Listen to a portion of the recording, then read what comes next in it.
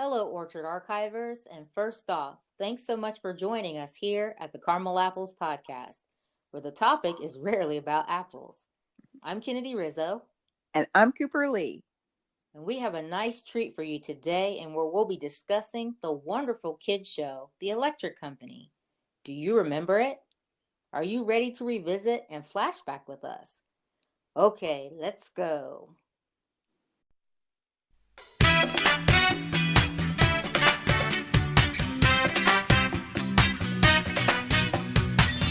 When I find the love of my life, it'll be so wonderful.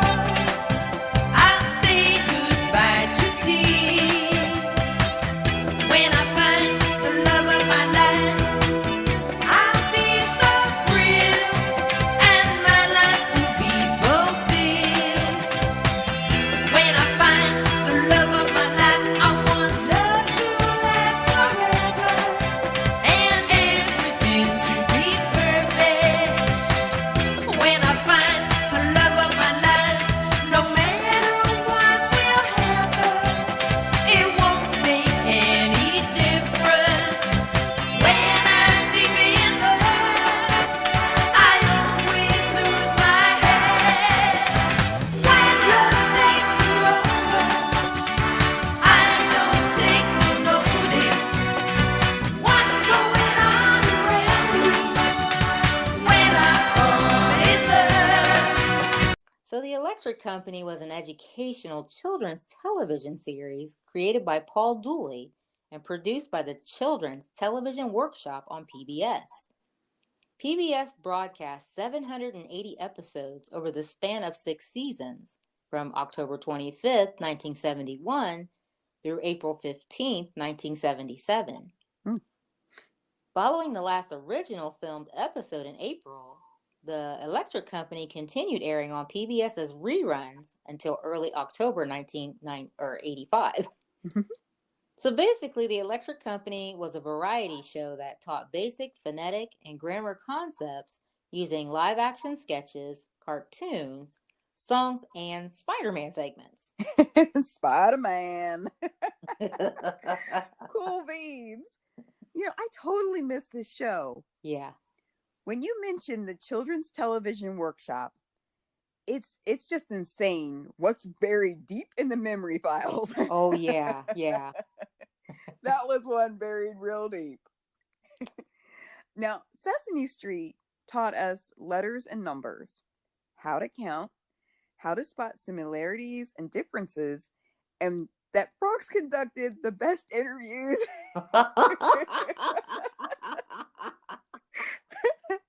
But then the Electric Company taught us how to sound out words and phrases, basics of grammar, and ultimately how to read. Yes, yes. Very important stuff right there. Mm-hmm. You know, I'm so glad we've chosen this cool show to talk about this week. Me too.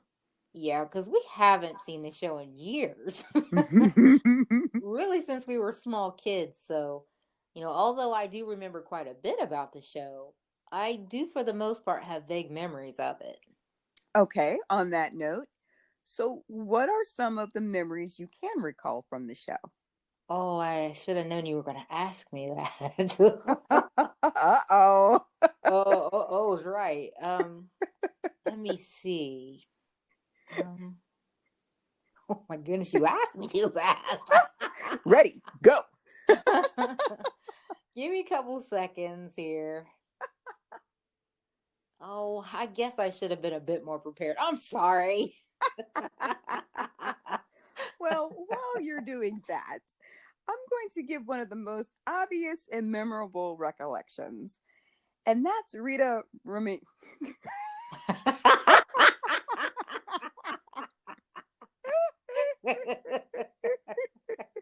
Good one, Coop.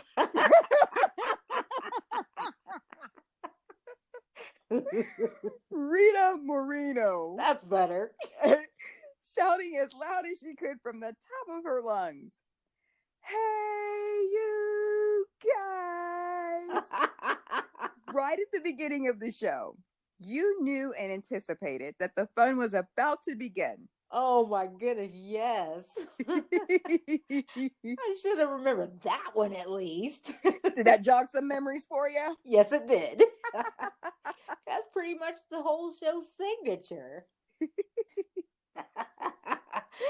But like you said, to start out so strong, you just knew and sensed we were all in for a treat. Oh, it's gonna be one of those days where the brain function isn't churning properly. I really do need to engage. Let's see here. Now, I do remember Morgan Freeman as Easy Reader. Ah. I also remember the parts where two silhouetted people would be facing each other, sounding out syllables. Oh, yeah. I still remember that. Yeah. You really stumbled onto something when it shows up in a Family Guy episode decades later. Oh, Badib, you know it. They must have been fans of the show as well. Naturally. That was always so cool to watch and play along. Yeah. I also remember Letterman and Spidey, Spider-Man. But you want to know something? What? My fondest recollection was that feel, that sense of fun this show really represented. Uh-huh. Yeah. The actors were amazing and the skits were riveting. Yeah. The Electric Company was a great entertaining show, but it was educational as well. Mm-hmm. I always look forward to it coming on every single day. Yeah. Like we mentioned just a few minutes ago, we couldn't wait for Rita Moreno to yell, "Hey, you guys!" Oh my. I went a little Grover on that. You did. He's in the wrong show. Right? And we would yell right along with her. You're right. It actually was probably one of the few times we could actually get away with yelling in the house. Yeah. And that was when we were gearing up for the fun coming up. Now, Morgan Freeman was just about everyone's favorite because not only could he organically entertain us kids, but at the same time, he taught us about vital words and phrases in such a way that helped us retain them. Mm-hmm. And also other lessons as well of interest. So, like, Spanish. Mm-hmm. Yeah. Do you remember they teach simple Spanish phrases and words? I do. And that was noteworthy. Yes. Since we're surrounded by such wonderful diversity, it's good to try to learn some other languages. And, the ideal time to do that is while kids are still very young. Oh, I agree, Cooper. Yeah, while they're little. Mm-hmm. So do you remember the song about Silent E? Actually, it's not ringing a bell. Who can turn a can into a cane? Who can turn a man into a mane? And so on. You're crazy, Kennard. I know. I'm still trying to redeem myself for not being completely ready with examples when we first started out. I still can't believe how incredibly unprepared I was. It's okay. No worries. So I still really liked and appreciated the cartoon characters, Letterman, and learning to read from Your Friendly Neighborhood Spider-Man. Oh, yeah, those were a couple of favorites there that you mentioned, Cooper. Yeah, so the Spider-Man segment, known as the Spidey Super Stories, were short pieces that debuted during season 4, I believe, was just the only season, and featured Spider-Man, played by Danny Sigrin, from 1974 to 77. And he was all about foiling the petty criminals. Okay. And Spidey was never seen out of his costume as his alter ego, Peter Parker. And he spoke in speech balloons for the audience to read. Okay. Eventually, a spin-off comic book, Spidey Super Stories, was produced by Marvel Comics from 74 to 81. Spidey was always an ultra cool but mysterious Marvel character. Uh-huh. I think we were always intrigued by the silent but strong characters frequently portrayed throughout media and pop culture. Mm-hmm. Super cool findings. What else you got? Well, let's talk a little bit more about Letterman. I think I had heard, get this, that Gene Wilder voiced the cartoon animated character of Letterman. Gene Wilder, as in Willy Wonka's Gene Wilder? Yep. No kidding. Wow, that's very interesting. Mm-hmm. So, for those of you out there that might have a vague recollection of him or even no memory of him at all, and we're talking about Letterman, not Gene Wilder. Letterman was this little hero, superhero who taught grammar with vowels and prepositions and how they were used in a sentence. So he'd wear the letters on the front of his varsity sweater. Letterman repeatedly foiled the spellbinder, who was an evil magician who made mischief by changing words into new words. Oh, the mayhem. Yeah, he's such a rebel, right?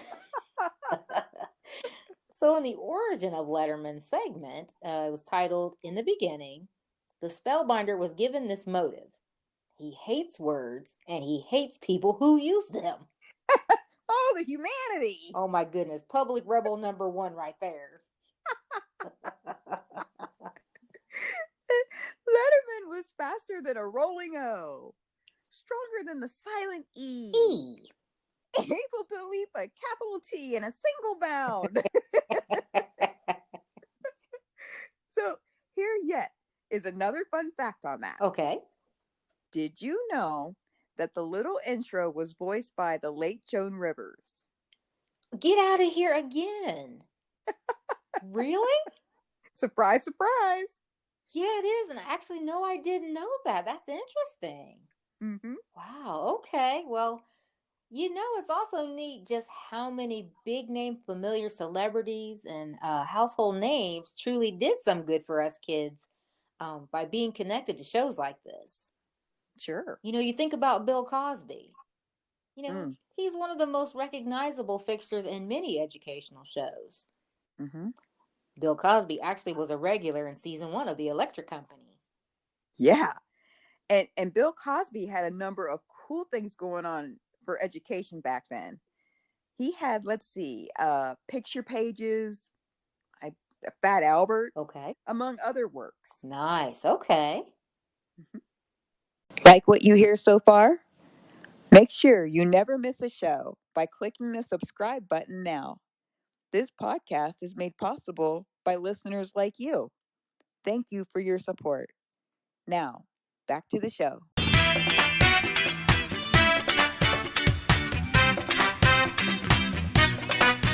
Yes, those are some good throwback honorable mentions there. But really, The Electric Company was really one of the best shows from our childhood. Mm-hmm. As good as it was, I'm surprised, and it's a shame it didn't last very long. Yeah. Great show of the 70s. But we actually weren't tuned into the original run of it. Oh, no. I remember seeing this show in the early 80s when it was syndicated on PBS. Yeah, we were catching the reruns of it. It's really a crying shame that its original run had ended. Yeah. But as mentioned before briefly at the outset, on April 15th, 1977, the reason the show ceased airing was unfortunately due to production costs. It's always about the money, isn't it? Always the money. But the quality and entertaining element of the show, despite its behind-the-scenes struggles, still demonstrates that it holds value today as a key teaching tool. Mm-hmm. I think The Electric Company was one of the best educational shows PBS ever produced. Well, the clothing and the hair may have been retro. Very retro. Just a little bit. But the songs were timeless. Done by Tom Lehrer, the late Joe Raposo, and many others. Composed and collaborated talents that brought about the catchy and very recognizable theme songs over the years. Oh. Not only the Electric Company, but also for Sesame Street. Okay. Here's another fun fact. Tom Lehrer was responsible for another well-known composition, Come and Knock on Our Door, the theme song from the 70s sitcom Three's Company. Wow, we are finding out some really interesting facts today. That is so cool, Cooper. Mm-hmm. You know, when you can sit and can almost effortlessly dial up these songs and shows in your head, you just know that true passion and drive and hard work to present a fine-tuned ending product. This is what much of the programming back then exuded and consisted of. You know, you had quality creativity with a sharp focus on it doing something for the audience. You Mm-hmm. know, and that was drawing us in, especially on young, impressionable minds yearning for educational direction. Sure. You know, these types of shows and their most lovable, nostalgic jingles surely achieved what they set out to do. Yeah. And as mentioned, Three's Company. So, not to go too much off topic, but to your point, when speaking of the familiar words and notes of our favorite show intros, Uh-huh. there was no mistaking what was coming on. That the chances of you being taught and entertained was imminent, and the unique touch and forethought put into each and every example of this back then, it worked and it flowed along with the familiarity of the era. Uh-huh. Yet it was unique and individual enough to stand out as something awesome in its own right. That's right. You know, so for instance, even though these two very talented composers, Tom Lehrer and Joe Raposo, they composed two very distinctive but fun theme songs for Sesame Street and the Electric Company. Mm-hmm. Both great nostalgic examples of tailor-made creativity. Both songs are unique enough that we instantly recognized and value each example as a work of art in its own right. Yeah. So this concept wasn't only in children's programming, but it was very evident in cartoons, shows, movies, and all throughout media. Mm-hmm. So when you heard a certain catchy intro or caught a good show or sitcom, as soon as it came on and you heard the song, 9 times out of 10, you knew you were in for a wild ride.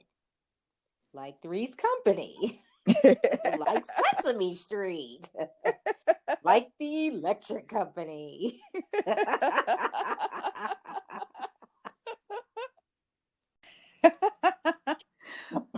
Okay, we get it. But what you say holds a strong truth to that. I agree. Those elements presented were much like a unique fingerprint, audio and visually speaking. Uh-huh. So, back on point, again, when we heard, "Hey, you guys." Thanks, Grover. He's got to go. It was undeniable that the Electric Company would have its young viewers hooked and ready to go for the most fun half hour. So true, Cooper. Not Grover. Oh, that's classic. The Electric Company bridged many gaps between the generations, and its magnetism was clearly evident. Mm-hmm. Not only in it being educational, but greatly entertaining as well. You know, it even threw some subtle adult humor in here and there. Yeah. They felt sorry for the poor parents sitting in. Yeah. They wanted to keep them watching too. Yeah. The Electric Company provided the best possible learning environment by combining education with humor and repetition, and above all, it was served to us in small enough doses to aid in memory retention. Yeah. It also taught me a lot about getting along with people and troubleshooting skills. And it just really encouraged kids to use your brain and think, use those thinking skills first. Uh-huh. Which proves invaluable to help give us an edge when applying those lessons in real life. Oh, no doubt. Life skills and lessons sorely needed, Mm-hmm. but generally lacking in the way current society navigates in present day. Yeah. So another reason why a lot of these types of educational shows proved invaluable was because a lot of parents were working more and more than previous. Mm-hmm. So a lot of kids in our generation were what were known as latchkey kids. Oh yeah. Yeah, so they by no fault of their own, had to be on their own a lot after school hours. Maybe helping out with other siblings that they may have had. Um, some of them were somewhat focused to do all be all, to help out their families. Mm-hmm. Education may have suffered or taken a back seat. Sure. So, in these types of situations, you can see how shows like The Electric Company proved beneficial in helping so many out. Mm-hmm. See how valuable shows like this were? Absolutely. And one more interesting entry I'd like to share about the electric company before we wrap this up. Okay. Another regular part of the show was the short circus. It's a fun on the short circuit. Okay. Um, a five-member singing band whose songs also facilitated reading comprehension. June Angela was the only short circus member to remain with the show during its entire 6 year run. Oh. Others lasted anywhere from 1 year to 4 years. And Irene Cara appeared during the first season from 71 to 72 and would go on to become a pop music star. Oh, we know that name, Irene Cara. Yeah.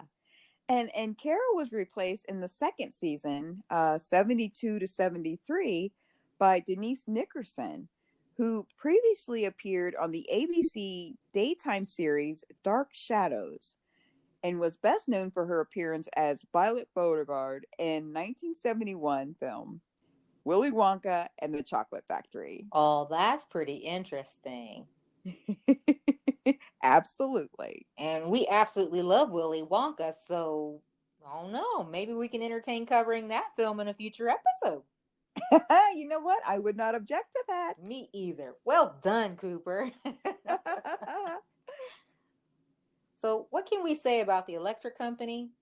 It was really a good show that took seriously the opportunity to pave the way in providing an animated place for basic reading and grammatical skills that kids truly needed.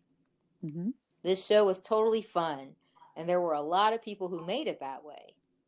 As previously mentioned, it had a celebrity cast comprised of Bill Cosby, Morgan Freeman, Rita Moreno, Skip Hennett, and many others. With the variety of sketches and liberal use of comedy, this gem of a show highlighted that interest to children about education. Mm-hmm. I know, I had a rough start coming up with and recalling some examples off the top of my head about the Electric Company, but taking the time to revisit the show was such a fun ride. Mm-hmm. What I do remember is that this show taught me how to read probably better than any teacher could have done alone. And also the instilling in me a love of reading that has never gone away. Mm-hmm. Morgan Freeman has had a stellar acting career, but to me, he will always be Easy Reader first and foremost. So how's that for redemption? Nice, very I was nice. trying to sound all serious about it too. I heard the violins in the background. I know, right? Yes. And I'll always remember, and like we said before, that they would always mention at the beginning, before the show got started, that what you were about to watch was brought to you by the Children's Television Workshop. Mm-hmm. The Children's Television Workshop production of The Electric Company was quite simply a class act specifically designed for children aged 7 to 10, which was us at that time. The Electric Company truly was one of the best children's shows during the 70s era on into the 80s. So that's it for this week's episode. But next time, we'll be talking about Grammy Award-winning recording artist Billy Ocean. So stay tuned. You won't want to miss this. Thanks so much for listening to this podcast. We so appreciate your support. Subscribe to make sure you don't miss a beat and be ready to revisit more memorable fun archives and better times. Same time, same place in the Retro Orchard. You just experienced the Caramel Apples podcast, where the topic is rarely about apples. Bye. Drink it all up and slide, and you like and scratch away from all the people who think.